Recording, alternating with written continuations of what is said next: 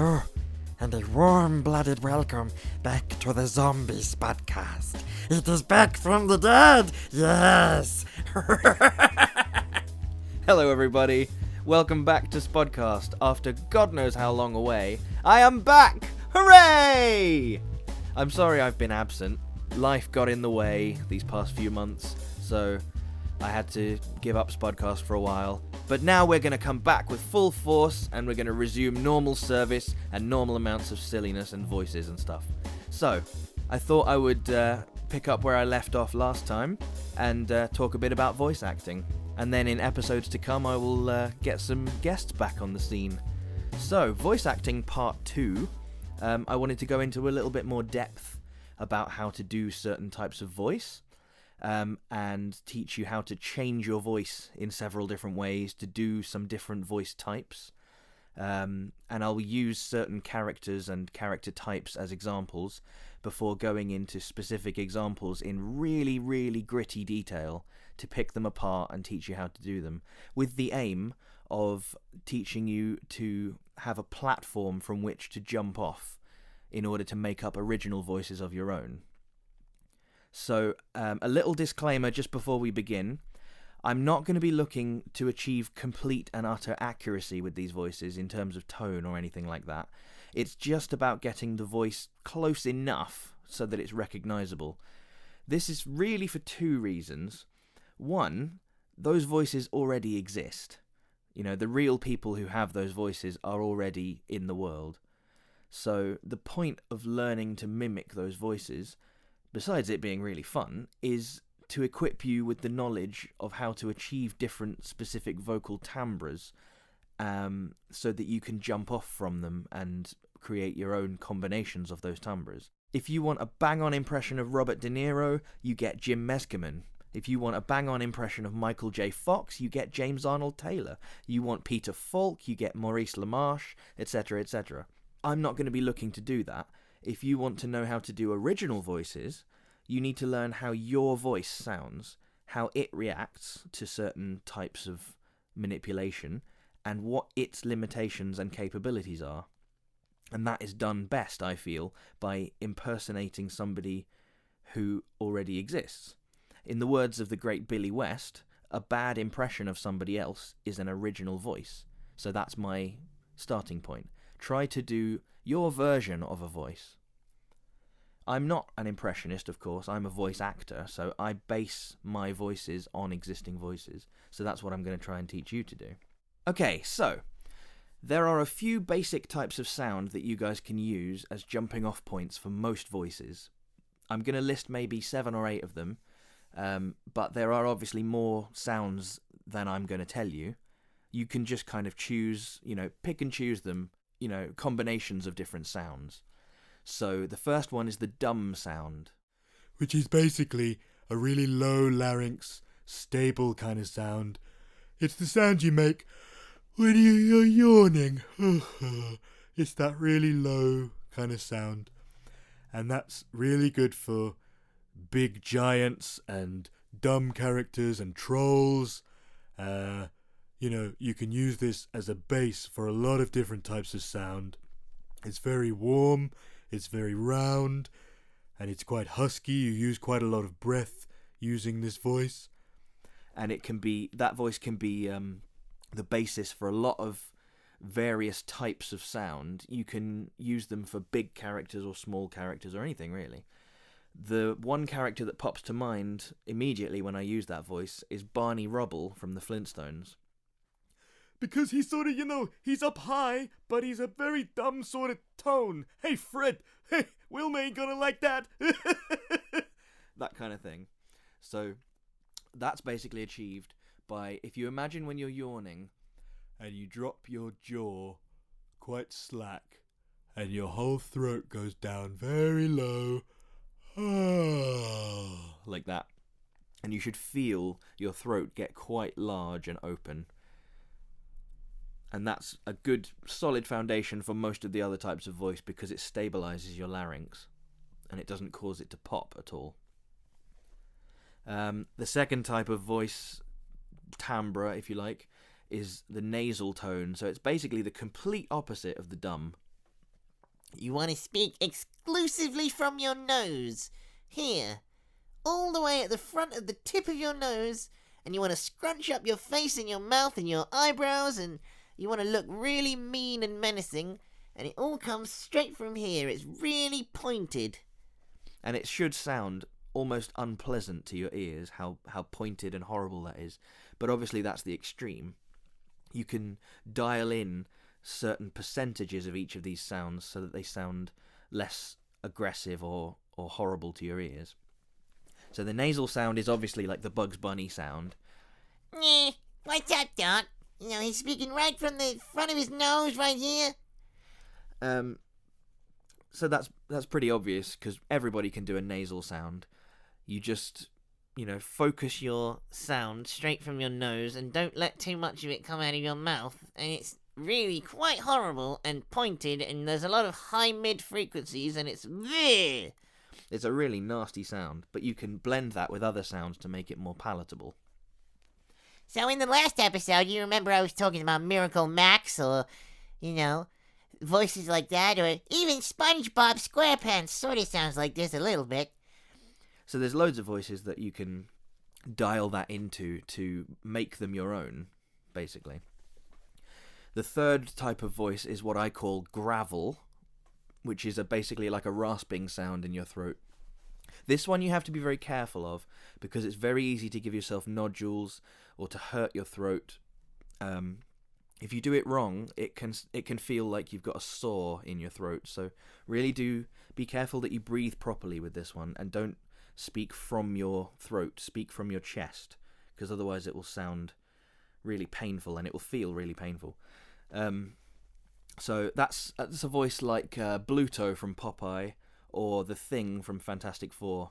Where they sort of talk like this and they have a lot of raspiness to the voice, and it sounds like they've been goggling with concrete or razor blades or something like that. And the way that you do this voice safely is to support properly from your diaphragm. You don't want to be speaking up here like Roz from Monsters, Inc., because that will, already I can feel that hurting. So you need to speak down here. It's kind of hard to explain without you seeing me. But basically what you need to do with that voice is you need to breathe properly, basically. So breathe from your diaphragm and your abdomen rather than from your chest cavity itself. So you need to imagine that you're breathing from your hips or from the bottom of your lungs. So you need to take what's called a diaphragmatic breath, really deep into the bottom of your lungs, and if you push out in the same way from your diaphragm, you'll be able to support that gravelly airflow, and you basically constrict your voice, but not all the way. You constrict it from the back and from the sides so that it creates this gravelly sound. So you start like this, and then you press, and you can hear how I'm adding pressure, and the more I add, the gravelier it gets. This is the bad kind of gravel. You don't want this. You want to support it right from here, from the bottom of your chest, okay? That is a good, safe kind of gravelly sound to be making. Really supported. I'm not actually rasping as much as it sounds like I'm rasping. You see that? That's a lot more of a healthy way of how to do gravel. I hope that's clear. The fourth timbre is sometimes referred to as crying or pressing, which is basically where you add pressure to the airflow by constricting it at the point of the larynx or the glottis or places like that, which is essentially how the voice of Roger Rabbit comes about, because he's supposed to sound very tense and uptight. So you want to act like you're about to cry and you're about to burst into tears, and you hear that kind of pressure that I'm putting behind my voice. Like that sound is basically what you want to put behind the breath, and it will constrict it and yet support it at the same time if you're breathing properly. So, what you want to do is sort of talk like that, where you're adding a lot of pressure to the sounds, and you can hear when I say words like and, you get that pressure sound. And that's the key to voices like Roger Rabbit and SpongeBob and other things like that. I can't think of any others at the moment. So Roger Rabbit comes from a pressing, crying type sound combined with croak, which I'll get onto in a minute.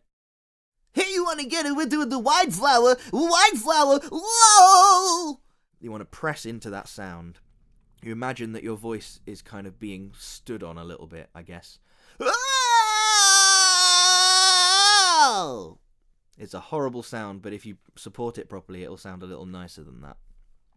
The fifth sound you can get is quite an obvious one. It's called the Munchkin sound. That's what I call it. Which is where you basically plug up your airway with the back of your tongue, so that the only thing letting any air through is your uvula. And it sort of sounds like this, where, you sound like the Munchkins from The Wizard of Oz or something like that.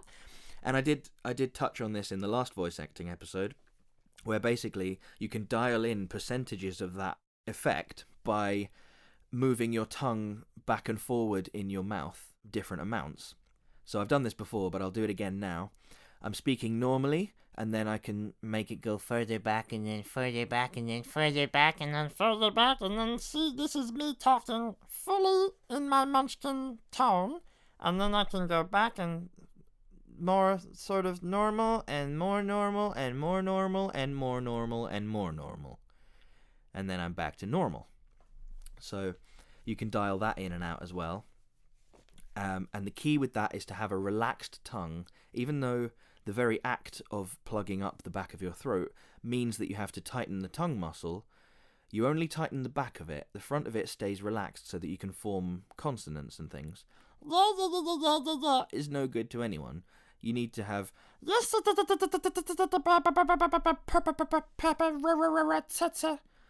all those sounds available to you while still having the effect on your throat. Obviously, the 100% mark with that Munchkin tone is a Munchkin, and 0% is plain speech. So somewhere in the middle is stuff like Yakko Warner from the Animaniacs.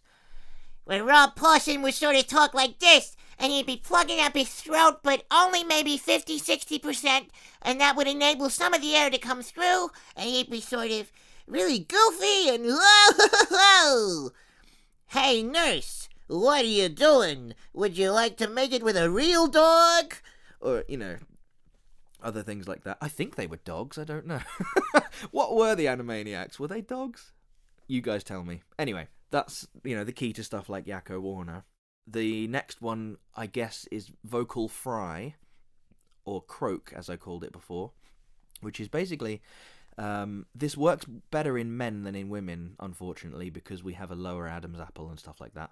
But it's that thing you get when you wake up in the morning and you've got a really croaky, low voice, and suddenly your voice is like half an octave lower than it was. And it's called fry. And it's basically when your voice hasn't warmed up, your voice can't vibrate efficiently enough, essentially. So if you do what's called a siren, if you swoop down from the top of your voice down to the bottom, you'll reach this croaky, horrible stage where you're not actually producing a note as such. It's just a kind of croaky, sort of frazzly sound. Like that. And because I'm a tenor/high baritone, I can't really get very low at all. So I'm no good for stuff like the movie trailer voice or anything like that. But you can use vocal fry to artificially create that sound if you get really close to a microphone and you speak in vocal fry. You can sound like you have a deeper voice than you really have. And that actually sounds pretty deep considering that I'm not a bass at all. I've just used the proximity technique, which is getting really close to the microphone, and the vocal fry thing, which is talking down here. And you can combine those with stuff like dumb or gravel to get warmer sounds. So if I speak in vocal fry and I combine it with a bit of dumb, I might get something that sounds a little bit like George Takei. Oh my. The next one you can get is like a constricted throat sound, which is kind of like Kermit the Frog. So you can tighten up your throat like this, and basically what you're doing is you tug from your tongue muscle and the throat muscles, act like you're constricting your throat from the front of the throat, from your Adam's apple, from your glottis, from places like that. And it starts to feel a little bit like your gag reflex is going to kick in. It's like the opposite side of your throat to the Munchkin, Which is here. So you can hear if I go from the Munchkin, my tongue is plugging the back of my throat, and if I go all the way to the front of my throat, then the front of my throat is producing that Kermit-y sound.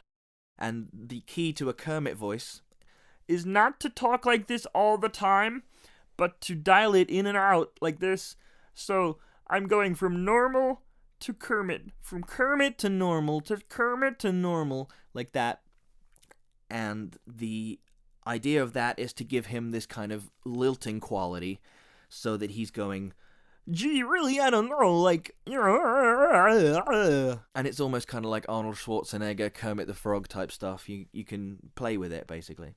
And the last one that I thought of is pretty obvious, but often gets overlooked, is adding breathiness to your voice. So you can make that kind of husky 50s hot chocolate advert kind of sound. Hello, mothers and housewives. Good news. Did you know that Cadbury's hot chocolate is now on sale? You know, that kind of thing. Or you can use it in conjunction with other types of voice to create impressions of people like David Attenborough or Ian McKellen or Doc from Back to the Future. You know, they're all very breathy, husky type gravel voices. Attenborough, basically, what you do is, I'll teach you a bit of David Attenborough, for example.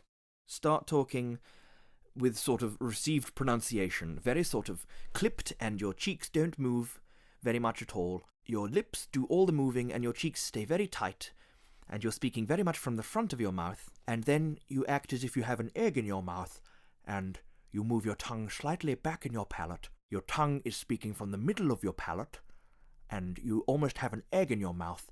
Your whole mouth should be very tall, and once you have that, you literally just add breath to it, and a little bit of dumb, and there you have Attenborough. I start speaking like this. I take my mouth and I make it very tall and very open, and I add a little bit of breath, a little bit of cry, a light warm sound like this. And that is basically my David Attenborough, talking from the middle of my palate with a lot of husk, a lot of breathiness, a lot of pressing, and some dumb in there as well. And that is my impression of David Attenborough.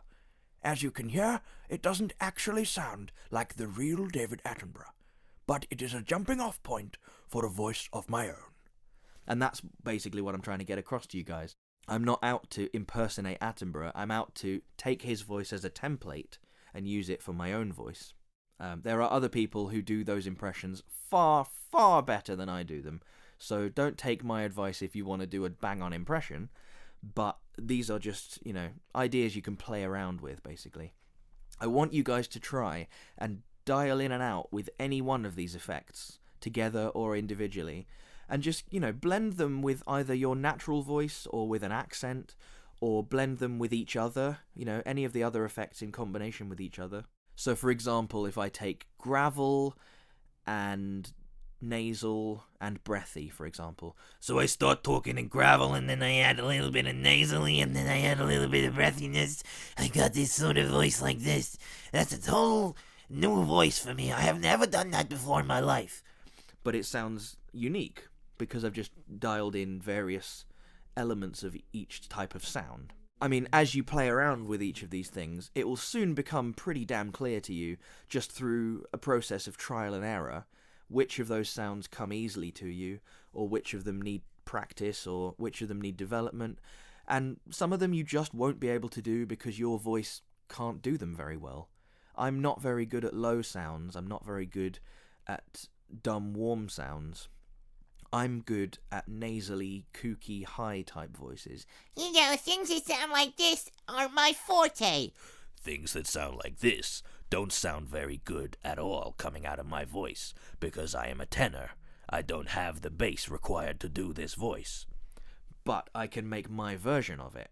So I'll give you a few examples of stuff whereby I combine various elements from that list. Dumb, nasal, gravel, Munchkin, fry, Kermit, and Breathiness, let's call them. So I'll do various combinations of those things and give you maybe 4 or 5 voices that spring to mind. So for example, if I take quite a high falsetto type voice and I dial in some Munchkin and then I'll give it a little bit of Kermit. So what I'm going to be doing is I'll start speaking up here like this in my falsetto. I'll dial in some Munchkin.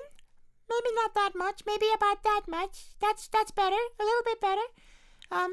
If I start speaking in an American accent, because why not? And then I'll add some Kermit to it as well, and then I'll move it slightly further back, give it a little bit more Munchkin, and you can hear how I'm really sort of sounding like a little kid right now. It's really quite hard for me to do this voice for a long time because my glottis gets quite tired, but I could do it for a little bit, and I start to sound like a real little child. Or something like that. What about if I take That Munchkin kind of sound, or maybe if I dial it a little out, I get rid of a little bit of that, so I'm sort of speaking like this, and I'll give it some gravel. That'll be good. That's kind of like Hoggle from Labyrinth. Sarah doesn't like Hoggle anymore. If I were to take the Munchkin voice, for example, my Yakko voice. If I was to take my 50% Munchkin dial in, and I was to add a little bit of gravel to it, and then I was to constrict it, you then got something like Fidget from Basil the Great Mouse Detective. I got the girl, I got the gears, I got the uniforms. Or alternatively, it could be Popeye, because you could dial in more gravel and less Munchkin. So you could have, Yoo-hoo, olive oil, I brought you some flowers. and for that last laugh, I just removed all the gravel and it was all Munchkin. I'm talking like this, see? You could go for Heath Ledger's Joker character, for example. That's quite an iconic voice. Basically what that is, with my voice anyway, is a lot of vocal fry because it's quite deep. So I have to go into my fry range, and I will constrict my voice quite a lot in order to artificially amplify it, and I'll use the proximity effect where I'm really close to the microphone to make that sound a lot better. And then I might add a little bit of nasal to it because he's talking here. From the front of his nose, but not all the way here. He's just sort of, dialed in about 60%. And I'll use a lot of vocal fry and a bit of breathiness at the end of sentences to make it sound a lot more menacing and a lot more just real, I guess, rather than a cartoon. So perhaps something like that line he says, the thing about chaos, it's fair. Something like that line. I'll go, Oh, and you know the thing about chaos, it's fair. And then finally maybe something like Yoda from Star Wars. You obviously start with the Kermit tone because it's done by Frank Oz. Both of those voices are the same guy. So if you start with your Kermit voice, that's obviously the starting point because they're the same guy doing the same tone. So you start with your Kermit and you add a little bit of gravel to it, and that is all it takes to become Yoda. Take the Kermit you must, add the gravel you must. There you get Yoda. That's pretty much all it takes to become Yoda. So there you have it. Basically, you guys can just play around with various combinations of these timbres and these tones, combine them with various accents, combine them with ages, sizes, ethnicities, species of character. If you want some more advice on how to do different characters, you could listen to the first episode I did about voice acting, which is Spudcast number 15, I believe. And yeah, just have fun with it, play around. Don't forget to act with these voices, though. That's the very most important thing. Always create a character.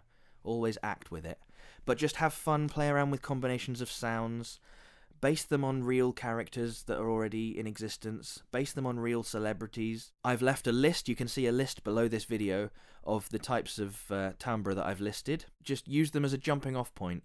There is no absolute. There is no rule. Just listen to your body. Listen to your voice. And, go by what your voice is telling you is comfortable, because the last thing I want is for you guys to hurt yourselves.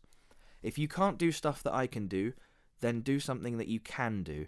And if you can do stuff that I can't do, congratulations. Thank you so much for listening, and I will see you next time with Spudcast number 17. Bye!